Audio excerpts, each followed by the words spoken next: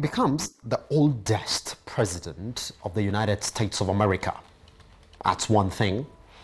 And when it comes to starting on a challenging ground, he becomes one of the presidents of the United States of America who also are going to start their tenure on what has been seen as the most challenging time for any other person to take over the helm of that office. Because analysts are saying it has 4 major challenges. Number 1, the pandemic. That's the COVID-19 pandemic, because the US is now the hot spot for infections and fatalities in the whole world. Number 2, economy.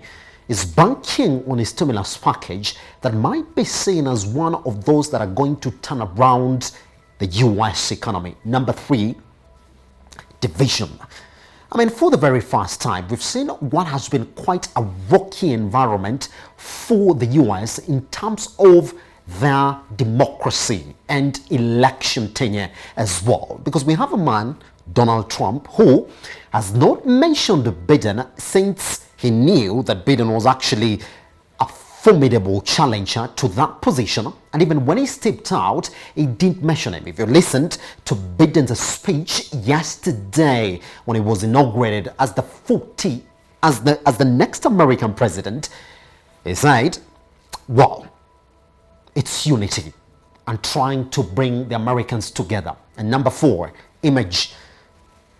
Does Biden have what it takes to give America the image that Donald Trump has taken off for the entire 4 years so far? What is done and what you have to know is that it signed into place a lot of presidential orders in what it seems to do or overturn what Donald Trump has done over the past 4 years, and we are yet to see exactly what he's going to do over the few days, even as we wait for some approvals to his major cabinet in what is going to be quite also what is going to be viewed as an historic presidency, because Kamala Harris is also on that history books as the first black woman vice president and also first woman to do that as well.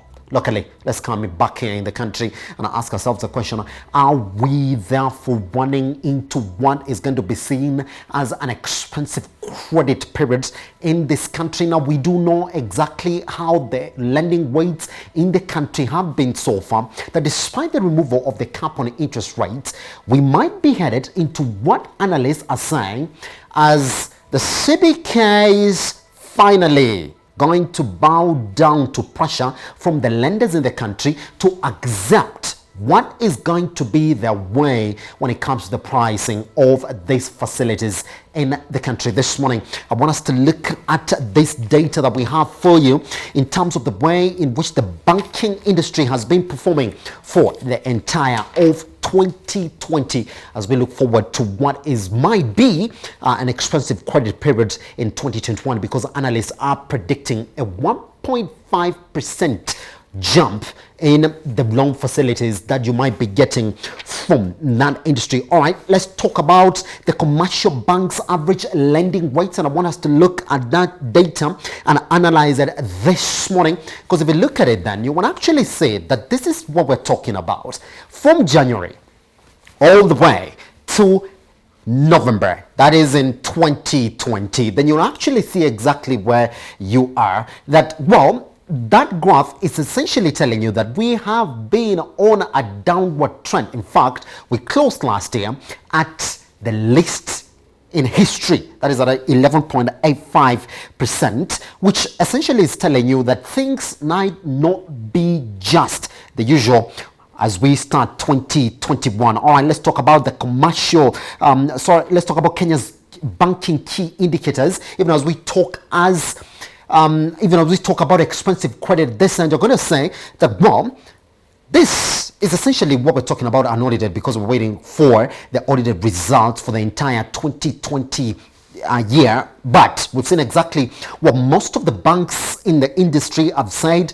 They've said that they are predicting lower profits, and look at that. That's exactly what we're standing at, because you can actually see what it is down here. That's before tax, and that is exactly what has been viewed to be the effects of the coronavirus pandemic. You can actually see what the general trend is taking you from total assets to where we are in terms of profit before tax, and that gross non-performing loans is exactly a talking point this year, as we talk about the banks being given that reprieve to sort of price their facilities in a way that might be seen as a move to cushion them from what has been a tough year from the effects of the coronavirus pandemic. This morning, we speak to analysts and gauge ourselves and ask ourselves the question, do they have their way, and what sort of response are we going to get from the regulator? All right, now this morning we also go back to what was a promise for the Jubilee government. We're talking about the affordable housing projects in the country,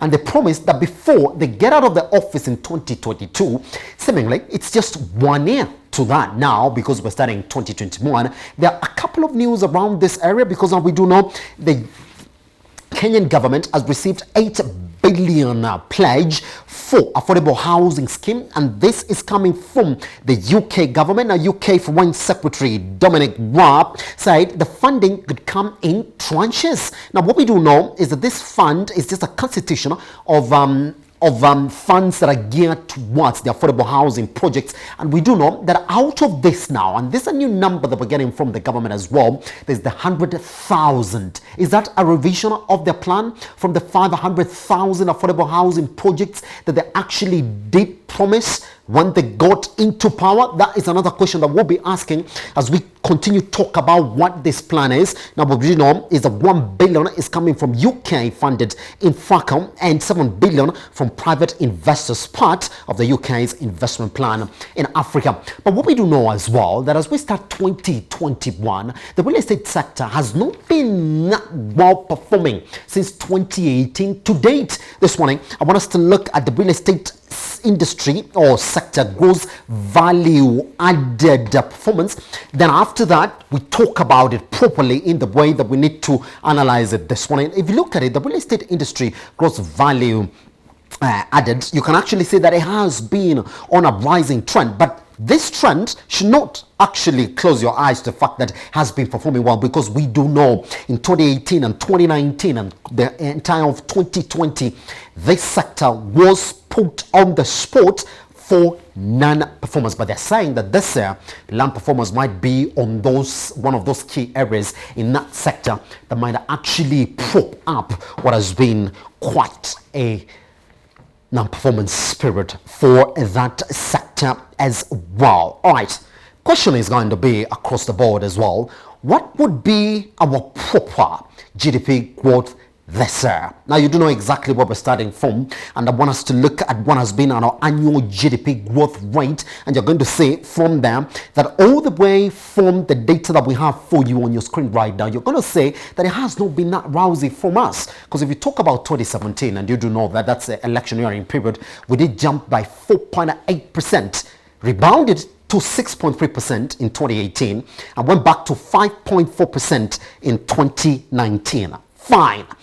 A lot of talking points around this area. Now, last year, our prediction was supposed to start at 6.6, which was going to be our biggest jump all the way from 2018, when we were at 6.3%. There were all indicators that we're actually going to get to this number. All right, let's cross over and talk about the quarterly GDP growth rate, so I can actually have a proper talking point. Now, this quarter two here, the negative is exactly what we're talking about. 2020, we did experience a negative growth of negative 5.7%. And we do know why that happened. The effects of the coronavirus pandemic. Now, during this period, we were told quarter 3 and quarter 4 were not going to be that bad. Good. Now, we start 2021 hoping that we're going to get from this negative of negative 5.7%. But I want us to go back to 2019, where we're talking about the 6.6%, but you can actually even go back to quarter 4 again of 2018, we're about 6.5%. So our biggest jump really is in this 6.6%. Now, analysts are saying, what are our chances in 2021, which has been seen to be what most people are going to say a recovery period from the effects of the coronavirus pandemic? Good. What are those chances? Is it 3.9%? Is it 5.2%, which was predicted? And what would you say is an optimistic value? This morning, we talk to experts from Genghis Capital who are going to tell us exactly what our chances are and what indicators we should be relying on to actually get a proper number out of our economic growth this year. 2146 is our SMS line at Metropole TVKE across all your social media platforms. My name is Simba Elijah Charles Kiage, #BusinessAM.